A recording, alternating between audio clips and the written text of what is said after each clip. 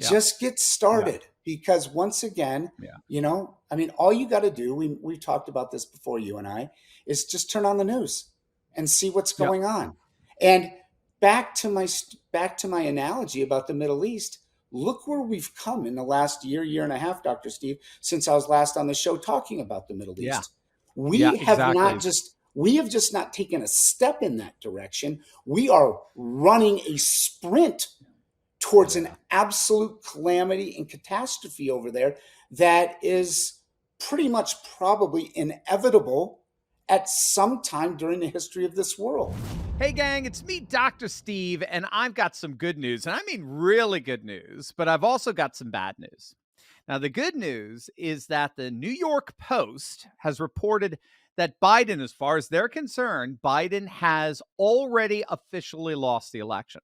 That's right. The New York Post is basically the first major paper predicting a Biden loss. He's one and done. But it's not because of Trump's dominance like we saw in Iowa. It's not necessarily even because of like the incompetence at the southern border. They're predicting that Biden is one and done because of what's happening in the Middle East. And this is where the bad news comes in. According to this report, our supply chain is getting hit harder than ever.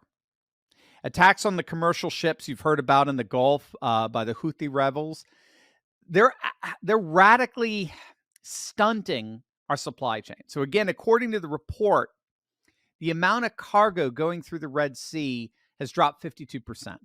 Now, to put that in context, during COVID, it dropped only 20%. So this is a significant interruption in the supply chain.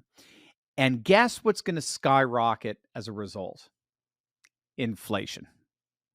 Inflation is predicted to go up even more precisely because ships are being moved to aid European ships and go longer routes to evade the Houthi attackers. So one way or another, it seems inflation is going to rise again. And so with inflation being a primary issue for voters, the New York Post is forecasting that there's really, in the end, they don't see absolutely no way Biden's going to win this. That's his Achilles heel as far as they're concerned. Now, while Biden potentially losing is certainly good news, for the average family, disruptions in the supply chain and soaring inflation are a disaster. So what do we do?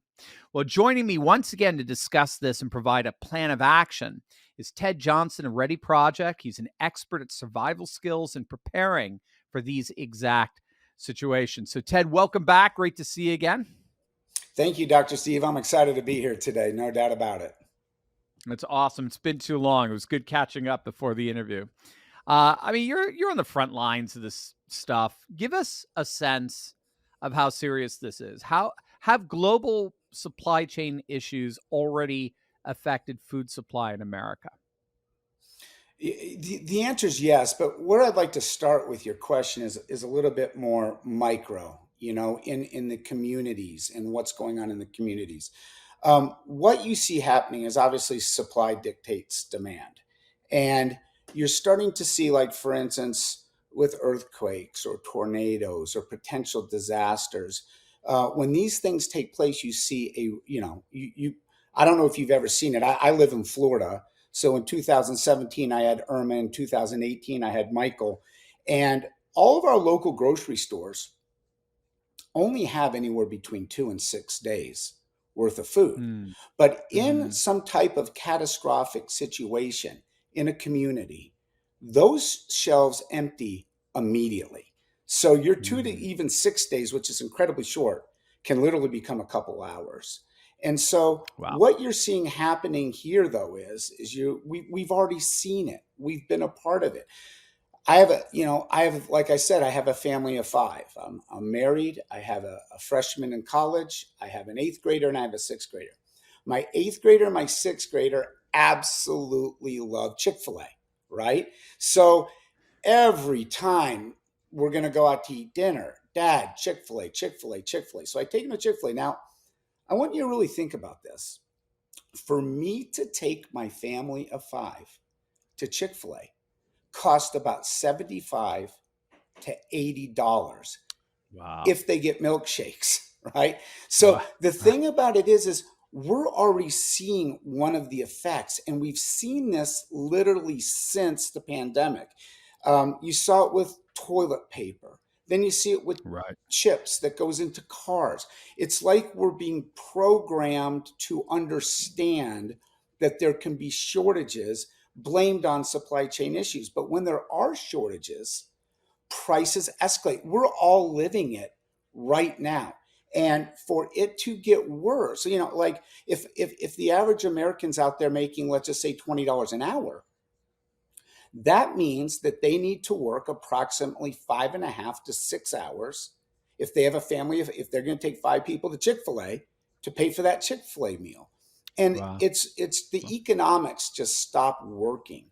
So the reality, though, is that yes, you are having global supply chain issues. And when you have global supply chain issues regarding food, and we'll talk about domestically here in the United States in a minute, but when you have these type of issues, the reality is we all know supply goes down, price goes up, Right. and that's just the way that it works, and there's no Yeah. getting around that.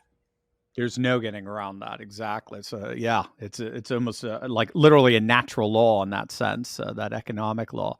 So if there were a mass supply chain crisis globally, which it does, at least according to the New York Post, it looks like that's what we're looking at here. How would America fare given our current national food infrastructure? You understand the food infrastructure and how it's transported and the like. How would we fare in the midst of that?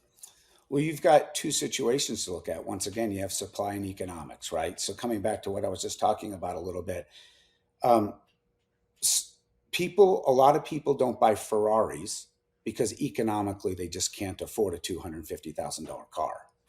So the reality here is let's just take supply out of it. If prices just organically went up, if a grapefruit Mm, went from X percent, X dollar to $10, not so many people are mhm. going to be able to buy grapefruits, right? So you have an immediate economic impact. And once again, whether you really realize it or not, you're feeling it now. But Right. if those food prices, if that $75 meal that I talked about at Chick-fil-A all of a sudden becomes a $125 meal or a Mm, $100 meal, you can't go now. And then there's trickle down effects from that for the Chick-fil-A organization and all restaurants and everyone in the food services industry. So you have just basic economics that can drive prices so high that people cannot afford the the essence of life, which is basically water and food. Then you right. have then you have another situation, which is a true supply chain shortage where you have no supply. This, in some cases, is even worse because now, even if I can pay $1,000 to go to Chick-fil-A, Chick-fil-A doesn't have chicken. Right. So the Right. reality is that then that even gets worse, and supply is what we've all got to look at now. Economics is literally just as important because that eliminates supply for a whole lot of Americans. But the Right. reality is that we spoke last time, and I Yeah. really focus and talk a lot about how, oh man, I'm American through and through, right? And but at the end of the day, I'm just telling you that although I believe that we are still the ultimate world power and dictate a lot of things that happen in this world, so this is not an anti-American statement. I'm just saying Right. Right. our having to. I'll give you an example a little bit outside of food. We talked about this last time. 70% ish of all metformin. Metformin is a drug that type 2 diabetes need to drive their blood sugar down. 70% of that drug comes from the nation of China. Right. So all Right. of a sudden, what's going to happen if something happened? Taiwan, this, that, I mean, just watch the news. You see 8 different storylines on any given day or more on China and our relations with China. What would happen if that drug stopped coming in to the type 2 Right. diabetics that absolutely need the drug? So we already know what would happen. The, the wealthy would continue to get the drug. until the point that only even maybe the 1% could get the drug. So Right. what is happening on that on a worldwide level is we are so now reliant. We are Yeah. not as self-sufficient as Americans would like to believe. And if you really look back upon our history, you go back to the 1800s, people worked for food for the most part. Right. There was Right. other other verticals, but for the most part, we all worked for food. I got It was up a and I, commodities-based economy, as it were. Yeah. yes, it was commodity. I went out and I got the eggs. Little Benny Yeah. went milked the cow. Charlie and I Yeah. went out and plowed the field. You reap what you Yeah. sow. The crops coming down the road. Right. Well, then the industrial age comes along, and we really, as a whole, really stop working for food and stuff, and like you say, commodities, and we start working for money, and For cash. urbanization Commodities starts to, versus cash. yeah, Yep. Yep. and urbanization starts to take place. And Yep. so during this whole entire progress, now here we are, and I will guarantee you that 9.5, which would be 95%, 9.5 out of every 10% of your viewers, they don't have substance to last them till a week from tomorrow. So Right. we don't have, like I mentioned last time when we talked. I loved going, just loved going visiting my grandparents in Detroit. In the 70s and the early 80s, and the garden that they had in their backyard was magical. I mentioned having Yeah. green bean eating contests with my cousins. I mean, these are memory, but I will tell you that my grandfather, as am I, was a hunter. We Mhm. literally would Mhm. have meals commonly that pertained Mhm. venison, Mhm. lettuce from the garden, Mhm. carrots from the garden, and green beans from the garden. Everything that my grandparents put on that table was self-provided. In Right. some cases, nothing was bought from the grocery store. And I'm just telling you that in today's day and age, that's a Yeah. real rarity that happens. Oh, absolutely. Yeah, I've heard it put, Ted, we're the first generation that doesn't prep. You're right. In other words, Yeah, our parents' generations, their parents' generation, they all prepared for food shortages, supply chain disruptions alike. And I think a lot of it's just the natural sort of superabundance of a commodities based economy as opposed to a cash based. Cash ain't going to feed you. Cash ain't going to keep you warm. I don't know. Maybe Argentinian pesos. I guess you could burn those. I mean, right? Talking about 140% yeah. inflation. In your opinion, why haven't Americans prepared for this? Why are we so dependent on these large global supply chains? That's such an interesting question, and I really actually don't know if I can answer it. Because there's a psychology behind it. Yeah. We're two Yeah. generations or so removed from complete, complete. When you say preparation, they didn't even know. They knew the word, but they didn't know that they were preparing. Right. My They didn't know they were grandparents, preppers. they didn't Exactly. know Yeah. they Yeah. were preppers. Okay. Yeah. Yeah. Now we're in a society once again where hardly anybody has a garden. I mean, the amount of people that can actually take care of themselves for any type of extended period of time is slim to none. Yeah. And what it really is to me is it's the how can I put this? I grew up with in a wonderful middle class American home with two parents that really took care of me. They Yeah. both worked, they both Right. provided for the family, and I just kind of feel like America as a whole, not that we've been like coddled, but we just think everything's going to be all right. Now, the Right. pandemic was a little awakening for that, especially for those people that like to use toilet paper, right? There was a little awakening during the pandemic. But I just think that people have become pessimistic in a sense of, I'm going to be okay. I'm going to be all right. Yeah. That's not going to happen. The last time we Right. spoke, I gave you a hypothetical situation. And the hypothetical story that I tell sometimes is you and I go to sleep tonight and we wake up in the morning and we hear that there was a nuclear event in the Middle East. Now, Iran has been promising for decades that the second they get their hands on a nuclear weapon, first thing they're going to do with this, put it right into Israel. Okay. We spoke last about a year and a half ago. And what I was talking about in that story is I was talking about, although we're okay, and unless we have family there in the Middle East, probably most of our families are okay as well. But the reality is that on that day that something like that would take place, an actual nuclear event outside of World War II, the reality is the economy would absolutely plummet. And Yeah. I'll get into the distribution uh, system here in America in just a second. But if you even look at where we're at today, Dr. Steve, versus a year and a half ago, when I first brought this up to you, how much closer are we to that reality? Now, it might seem to some people like it's still never going to happen. I'm telling you, in this day and age, anything can happen. But we It's have for sure. Yeah. blinders on. McDonald's is Yeah. open. McDonald's is Right. open right now. Taco Bell's open. I can go get some riblets at Applebee's after for dinner tonight. I mean, my our lives are still cruising along. And that's Right. why I feel like we're the most unprepared Yeah. generation we are in the history of the actual world because of the blinders that we have on that everything is going to be okay. Oh, and if something would happen, somehow the government will snap their fingers and make magical carrots and we can all eat. It's a fallacy. And if I could just parenthetically, it's just so fast because I've done some videos of the demons in Davos, as we call in the World Economic Forum. They're Hmm. meeting this week and so forth.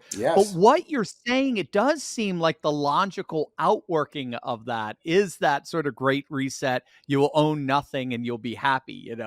What you Hmm. just everything is rented. We take care of everything. You don't have to worry about it. It's all inclusive, right? Hmm.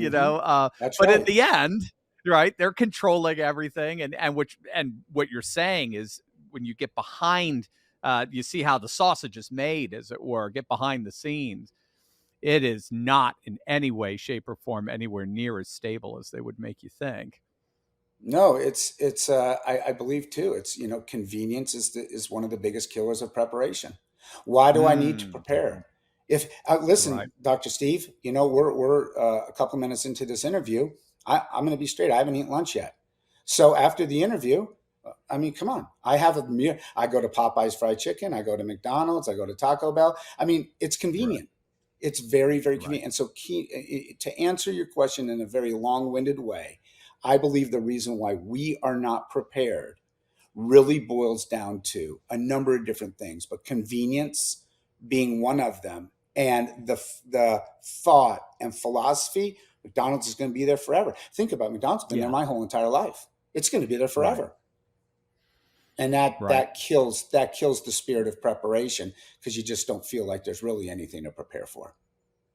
Do you think there is a sense of ownership there, to like real estate? Money is gold, or food is garden, or what you hunt for. I mean, in a sense, I'm renting from McDonald's, right? McDonald's takes care of it all for me, and as long as I have some cash, I can obtain it. But it's not mine. McDonald's isn't mine. Whereas my garden is mine. My kill is mine. My house is mine, as it were. My gold is mine. There's a realist. We've lost touch of the materiality of money and real money and real estate. And it seems like it's playing into exactly the way you traced it out since the beginning of the Industrial Revolution. It's just playing into the way the modern world does economy, and even patriots are ironically getting swept up into an economy where they are every bit as vulnerable as the cosmopolitan liberals that we we find so much fault with. Mhm. Absolutely. Back to the preparation piece. I'm sitting here right now. I have lights on. I have electricity. I have heat. Um, you're not feeling any pain. Right. A lot of Americans are okay, but personally Sure. Yeah. myself, I'm not sitting here feeling any pain right now. Right. And until the pain actually really comes, and and as Americans now, I'm in the preparation business, and I'm in the preparation business for a reason. But the fact of the matter is, until the actual pain comes for most people, they don't do anything about it. And the problem with preparation is, especially proactive preparation, is when you start to feel the pain, it's generally too late, Right. to Right. cure it. And so, Right. I just feel like, once again, we've been programmed through convenience, and whatever you need, you get it right now. And Yeah. Yeah. when that day and that time comes, because it will in some which way or form. Yeah. And some people, when you talk preparation, Yeah. some people, that might come on Monday when they walk in and they lose their job, and they have Right. no food supply or cash supply, and they haven't prepared for even a very micro family uh, emergency. And Right. then for other people, it's these catastrophic world fear mongering type events. They're never going to take place, although horrific events are taking place all over the world right at this very moment when we're Right. talking, and can escalate at any given time. Um, Right. so yeah, I just Yeah. feel like at the end of the day, we've gotten very, very soft, and Yeah. we've That's a we've good been, word. yeah. Yeah. Give me, yeah, let's piggyback off that. Give us a plan of action, Ted. You've been in this for so long here. Um, Give us a plan of action. We got supply chain interruptions, we got inflation. What can we do right now to protect ourselves and our families in a time of crisis? Well, when you're looking at the pillars of survival, you have air, water, food, and shelter. Air, minute and a half, 3 minutes. There's not a whole lot we're going to be able to do if there's no air to breathe, right? That's a T minus situation. Then you have the three things that you can really control: water, food, and shelter.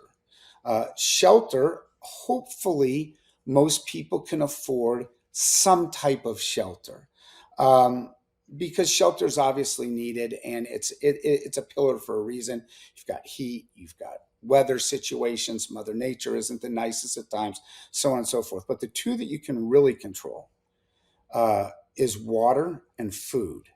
And food is something that, it's just an easy equation. We talked about this a little bit last time. How long should I be prepared for? How Mhm. much food should I have? And how many people do you have in your family? It's really that simple. So, like, for instance, if you have 6 people in your family and you want to be prepared for a year, you're going to be basically buying 6 years worth of food storage to make Mhm. sure that your family can eat for that year. Now, FEMA says you should have 2 to 3 weeks worth of food storage. I'm in the business, and I told you this last time, and I'll tell it to you again. When I spoke with you last time, I had about a year's worth of food storage for my family of 5. Now I have about 18 months worth of food Wow. Okay. storage. Okay, for each Okay. member of my family. I still feel like a year is a great, uh, That's a good benchmark, right? There. yeah, Yeah. it's a great benchmark, because at the end of the day, you have so many different things that can happen. Like I mentioned, a very micro but yet heavy event. You lose the provider of the income for the family loses their job. It might take 2 3 months to find a new job, or a month, whatever it is. You have some food for that. You have you have Mother Nature wreak havoc on you through a hurricane, earthquake, tornado, flood, whatever it might be. That might be a week or 2 week event before you start to get food in. Then you have your longer events, and I'm not trying to fear monger here. This is what I was talking about earlier.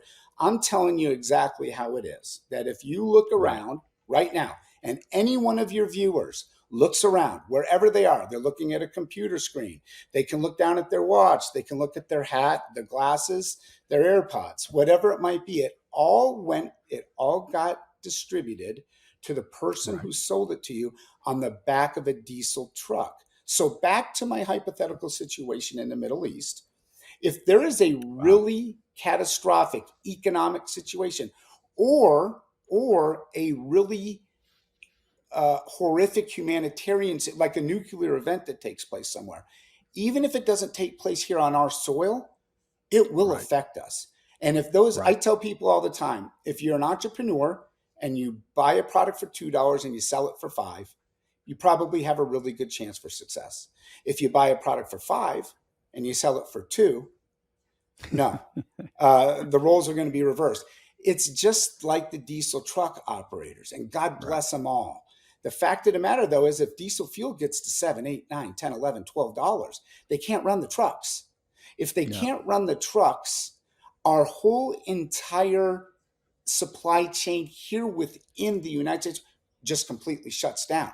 Now, that Wow. includes things that are kind of irrelative, like furniture maybe or television sets in a catastrophic situation, but it really boils down to food. I mean, Right. how much water do you drink out of the tap these days? You know, Right. Right. water now Right. is even, when I was a kid, I didn't know what a plastic bottle of water even was. I knew what a garden hose was, and I sucked water out of it like there was no tomorrow. But the fact Yeah. of the matter, Steve, is that that is really, that's the scary thing, is that Yeah. we look at these supply chains worldwide. We hear about ships here or ships there. Number of years ago, after during the pandemic, 1,000 ships outside of Los Angeles and Long Beach ports, Oh, yeah. just Yeah. stacked out there for miles and miles and miles. Yeah, that's a real supply chain issue. But what we really don't realize is that in the United States of America, we completely rely on what railroads are left and the eight Mm. and our diesel trucks. And so that is something that, so when you say what can people do, people are at the mercy and control of all these potential situations that can take place. So once again, what they can do is you can prepare on any budget. You can Right. start preparing for $25. You can go to the Right. grocery store in its simplest form, and instead of buying 5 cans of green beans, you can buy 10, you know? Right. Or, and the only thing you're risking there is that I looked at my watch to see what the date was, that on January 20th, because today's the 19th, on January Mhm. 20th, the reality of the situation at that point is that nothing happens. Or you can Mhm. go in and Mhm. you can say, okay, I've got a family of 5. I want a year's worth of food storage or 3 months worth of food storage. Whatever that number is that you're comfortable with, you put the economics behind it, and you can take care of it all in one foul swoop. That's so awesome. I mean, you've inspired me to do that in the past, Ted, which I very much appreciate. And gang, all you have to do actually just click on the link below and check out. We've got a special website special Dr. Steve website with Ted's Ready Project. They have some super awesome discounts to help you get prepared for whatever comes our way. Just get started. Just do one quick order. Just at least start. Ted, I don't know if I mean, do you have any advice when somebody clicks on the link and they check out Ready Food Project? Any advice on what they can look for? Well, my advice is kind of like what I just mentioned. It's having that simplistic plan and staying within, putting a budget together for this. And that Right. budget, this is something that is so wonderful. You can get a month's worth of food storage or 3 months worth of food storage. We have people that buy 5, 10 years worth of food storage and get pallets delivered to them. But I'm just Wow. telling you, the key is what you just said. It's get started. Get Started. started That's with a that's month. It's 99% of it Yeah, right there. Yeah. just get Yeah. started, because once again, Yeah. I mean, all you got to do, we talked about this before, you and I, is just turn on the news and see what's Yep. going on. And back to my analogy about the Middle East, look where we've come in the last year and a half, Dr. Steve, since I was last on the show talking about the Middle Yeah. East. Yeah, exactly. We have just not taken a step in that direction. We are running a sprint towards an Yeah. absolute calamity and catastrophe over there that is pretty much probably inevitable at some time during the history of this world. And so, Yeah. yes, Yeah. my key is, hey, if you can afford a year's worth of food storage, go get a year's worth of food storage. If you can only afford a month worth of food storage, get a month's worth of food Go storage, for it. but Right. just Right. get started. Just get started. That perfect advice from an expert, gang. That's what's so cool. So make sure to click on the link below. It'll take you to a special website just for you, just for my audience. You'll love it. I love my little pictures on there. You'll see where Ready Project has some super awesome discounts to get you prepared for whatever comes our way. Again, do not be caught unprepared, only to wish you did something about it when you could have. So click on that link below right now. Take advantage of Ted's super awesome savings for our audience. He's a patriot. He loves you, and we love him. Get your food preparation started today. Ted Johnson, my friend, good to see you again. It's been too long. Let's do this Yes. again. Nice to see you too, With the Dr. Steve. headlines that are coming out each and every day, Ready Project's more relevant than ever. Yes. Yes. Well, thank you very much. I appreciate you having me. And once again, people, just get started. This could be the most important decision that you make Yeah, uh, yeah. regarding your family and getting proactively prepared. So well said. Absolutely. Click on that link, gang. You will not regret it. Thanks, Ted. Thank you so much again. Thank you.